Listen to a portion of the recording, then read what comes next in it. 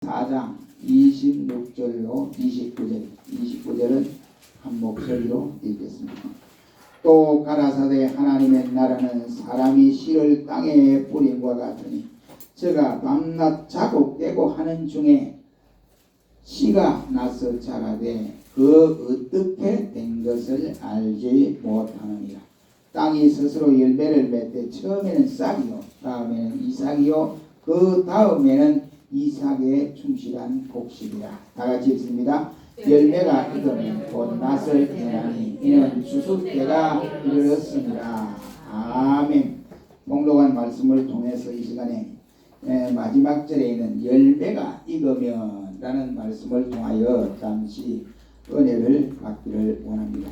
예수님께서 오늘 본 말씀에 한 가지 비유의 말씀을 말씀해 주고 있습니다. 왜 그러냐면 예수님이 가지고 계시는 그 말씀은, 또 예수님이 말씀하시는 그 지식으로의 그 말씀은 우리 인간들이 깨닫지 못하니까 깨닫게 하기 위해서 여러 가지 비유들로서 말씀해 주시곤 했습니다. 오늘 본 말씀에도 하나님 나라는 바로 사람이 씨를 땅에 뿌림과 같다라고 말씀을 하면서, 여기 하나님 나라는 말세에서는 당연한 하나님의 영광스러운 나라를 말하겠지만 또 더 나아가서 현세에는 교회를 상징하기도 하는 말씀입니다. 그리고 씨는 하나님의 아들과 딸들을 말씀을 하는데, 마태복음 13장 38절 말씀에 예수님이 이 씨에 대해서 해석해 주시기를 바로 밭은 세상이고 좋은 씨는 천국의 아들들이라고 말씀해 주시면서, 이 씨는 하나님의 말씀을 마음속에 받아들이는 성도를 비유하고 있음을 말씀을 하고 있습니다. 그런데 복음을 받아들인 성도의 영혼은 그럼 어떻게 해야 되느냐? 성장해야 한다고 하는 사실이 기정사실이라 이 말입니다.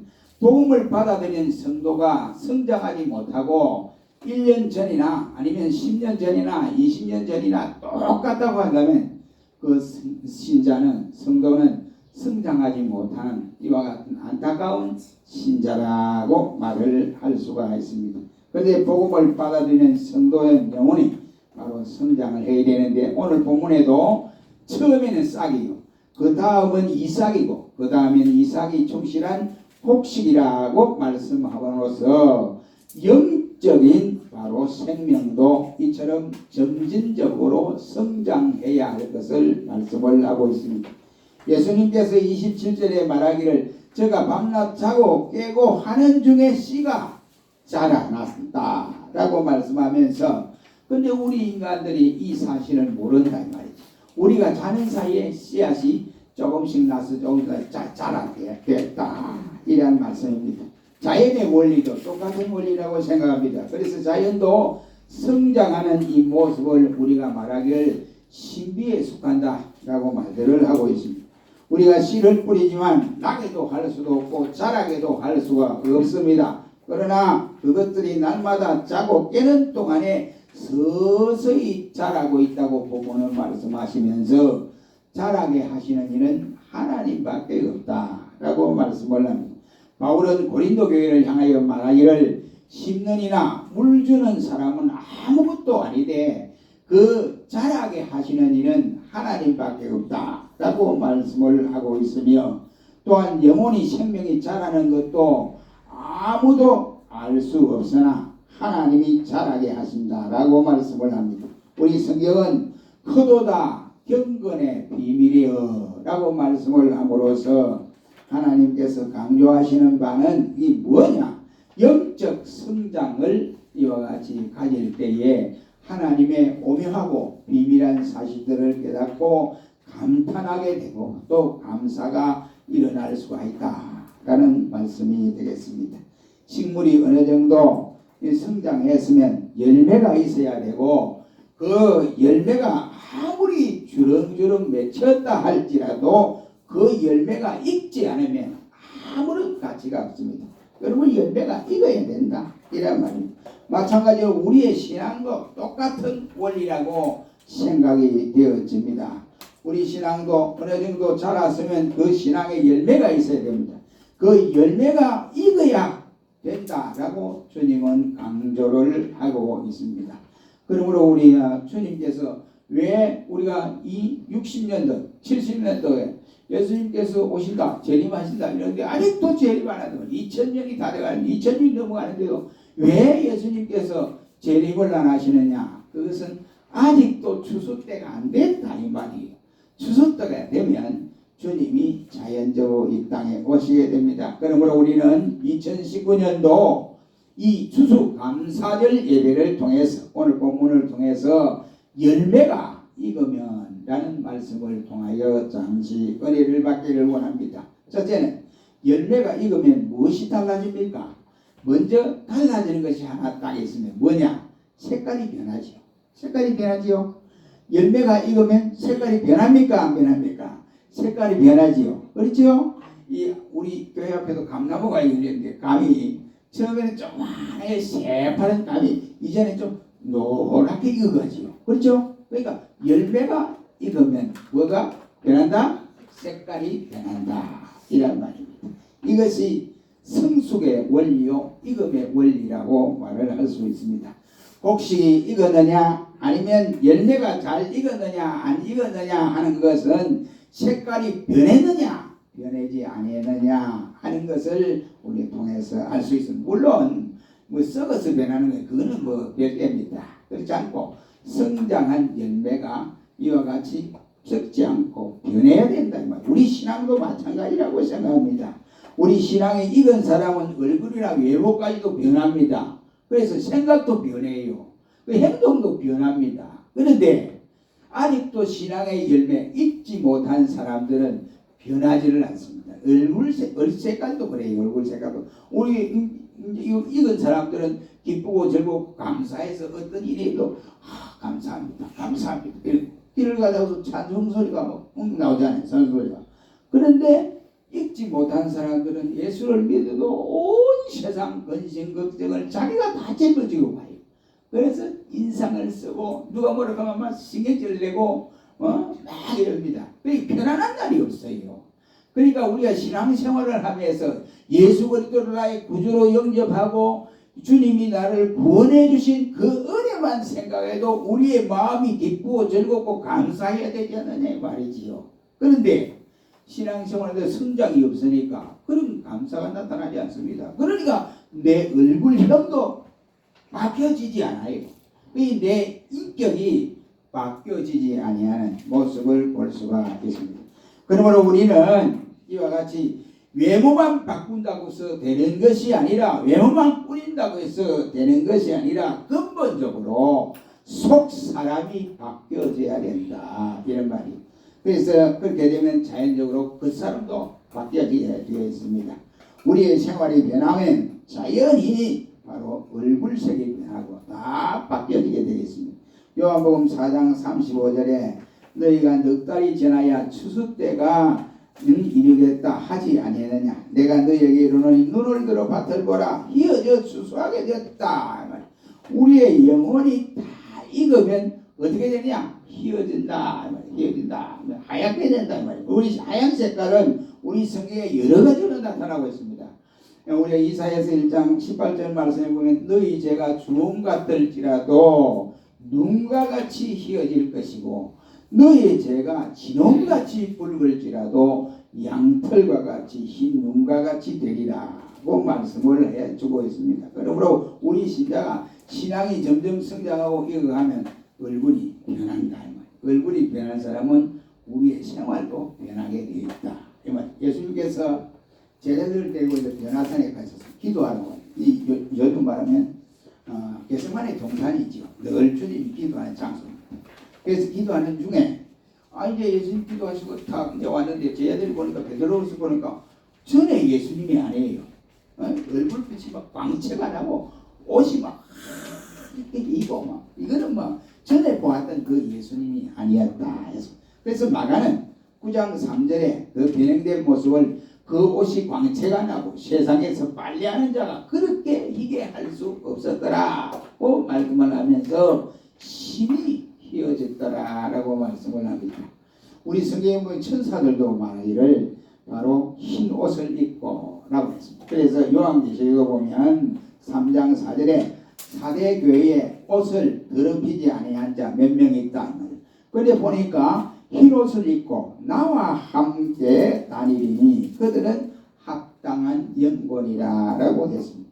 그런데 오늘날 우리들은 아직도 변화되지 못한 채 수박 그달기식의 신앙생활을 하는 경우들이 없지 않아 있습니다.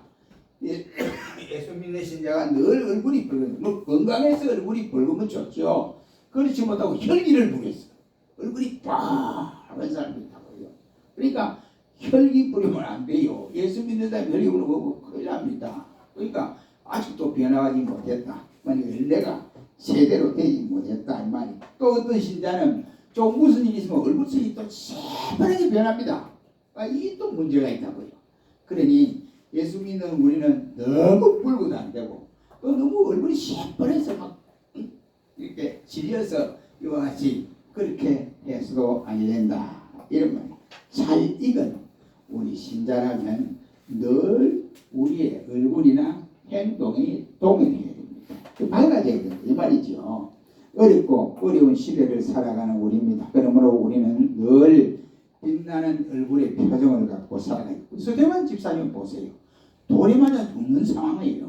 너희들이 막 돌로 때린 거예요. 죽이려고 돌로 때리고. 그게 맞으면서 투성이가 되고 피물이 쭉 흐릅니다. 그러면서도 웃으면서 하는 말이 저들을 향하여 기도해요. 하나님이요. 저들이 지금 이 하는 일이 뭔지 모릅니다. 저들을 사해 주시옵소서. 그러는데 다른 신자들이 보니까 스테레관이 돌에 맞아 죽어가는 장면을 보니까 얼굴빛이 화하게 있더라고요. 왜? 성령이 충만한 까닭이었다고 말씀을 합니다. 우리가 요즘 속된 말로 말하기를 출세하려면 칼라가 분명해야 된다 이런 말들을 하지 않습니까? 민주주의가 이 땅에 들어오고 정당 정치가 뿌리를 내리면서 정당 정치일조록 칼라가 분명해야 됩니다. 그렇지 않으면 우리가 미움을 받게 됩니다. 옛날 율법 시대에 말하기를 씨와 날의 색깔이 다른 베옷을 입으면 저들에게 이와 같이 손가락질을 받게 되었어요. 그래서 저들이 입지 말라고 율법은 말씀을 하고 있습니다. 검으면 검고 하얘면 하얘야지. 검은 것도 아니고 하얀 것도 아니고 중간 색깔은 원치 않겠다. 이것을 이래서 우리는 회색 분자 아니면 중간치 아니면 머뭇거리는 자 등의 여러 말로 표현했는데 이런 사람들은 여호와의 총회에 들어갈 수 없다고 성경은 말씀을 하고 있습니다. 그렇다면 이제 두 마음을 품은 생활을 우리 청산에 해야 되지 않겠어요? 색깔이 확실히 분명해야 되지 않겠어요? 얼굴 모양이 완숙한 신자가 되어야 됩니다.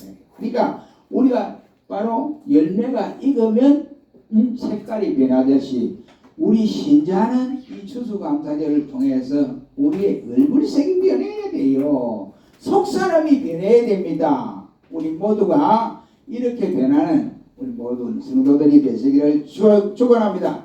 두 번째는 열매가 익으면 뭐도 달라져요. 첫째는 색깔이 변하고 두 번째는 뭐가 달라집니까? 맛이 달라지죠. 맛이. 그렇죠? 맛이. 여러분 우리 조그만 아이들은 모르지만 이 감도 이 끓는 우리 순수 재래식 감은 그 익기도 전에 우리가 탁 먹으면 얼마나 뜬지 몰라요. 떨고요. 근데 그 감이 익어가지고 홍시가 되면 하나도 안 떨고요. 그러니까 변했다면 뭘 변했냐? 맛이 달라졌다. 이런 말씀이 되겠습니다.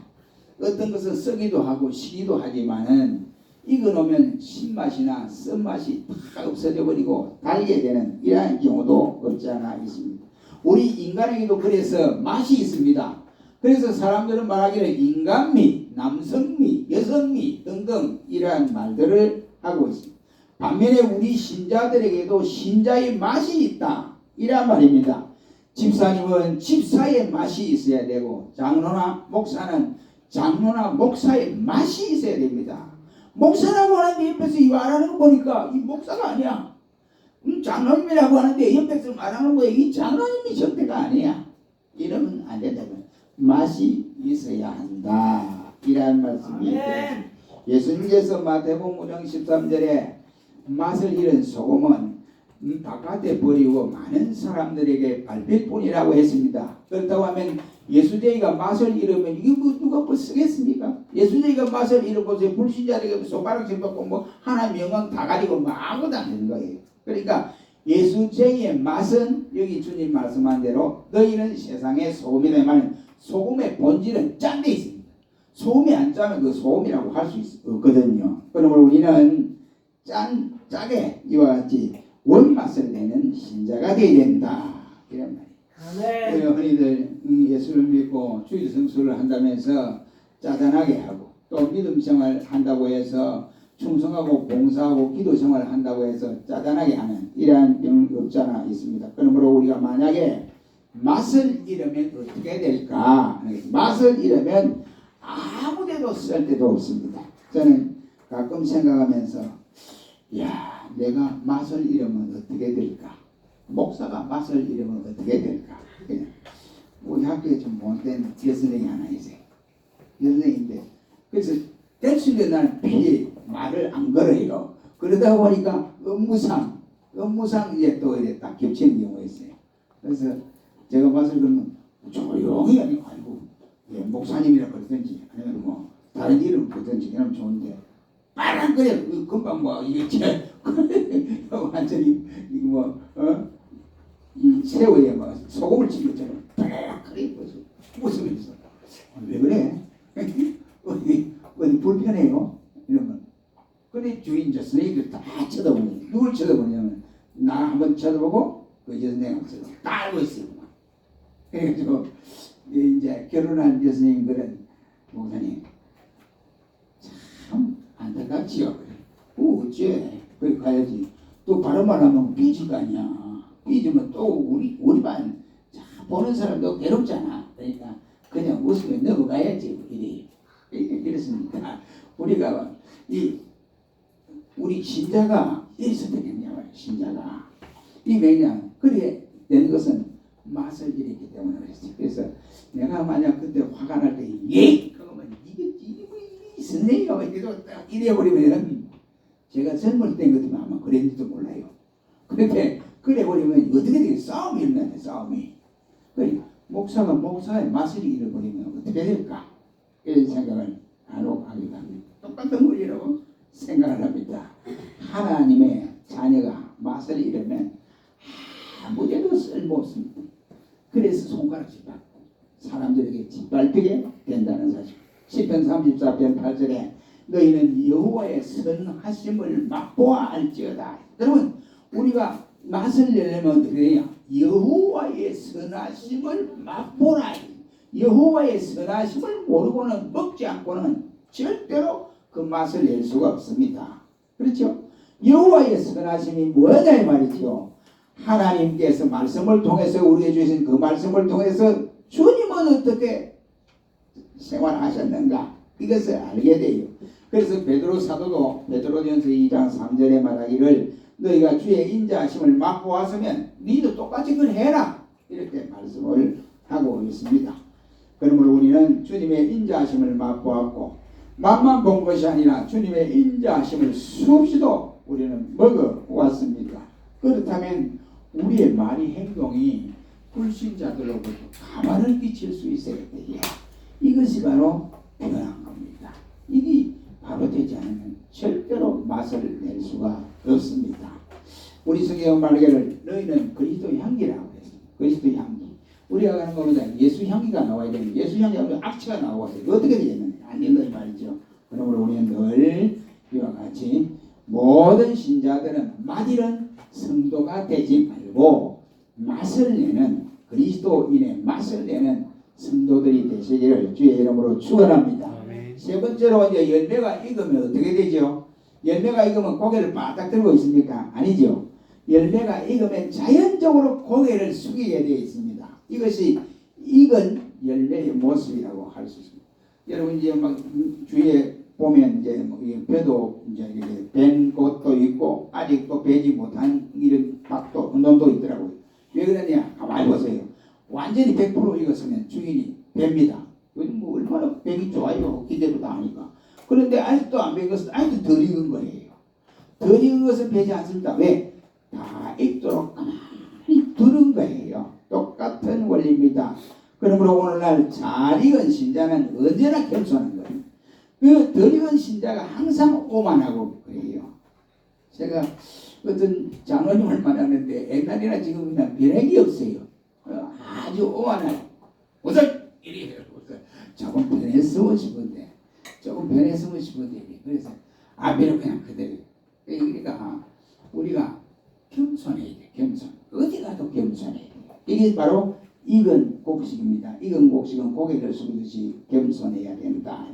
빌립보서 2장 5절 말씀에 겸손은 예수님을 대해서 비론하게 너희는 이 마음을 품어라. 곧 그리스도 예수의 마음이니 이는 근본 하나님의 본체이시나 그는 하나님과 동등됨을 취하지 아니하시고 바로 사람의 몸으로 이 세상에 태어나서 그 태어나되 아주 낮게 종의 몸으로 죽기까지 복종하셨다라고 말씀을 했습니다. 그리스도께서 자기를 낮추었다 이 말이지요. 자기를 낮출 자리에서 낮추지 못한 신자는 아직도 설익은 신자입니다. 완전히 익지 못한 신자다 이 말이에요. 완전히 익은 신자는 바로 자기를 낮출 줄 압니다. 교만을 하지 아니하고 겸손하다. 그래서 이사야서 57장 15절은 하나님께서는 마음이 겸손한 자와 함께 거하신다 라고 했습니다. 그러므로 우리는 교만해서는 절대로 안 됩니다.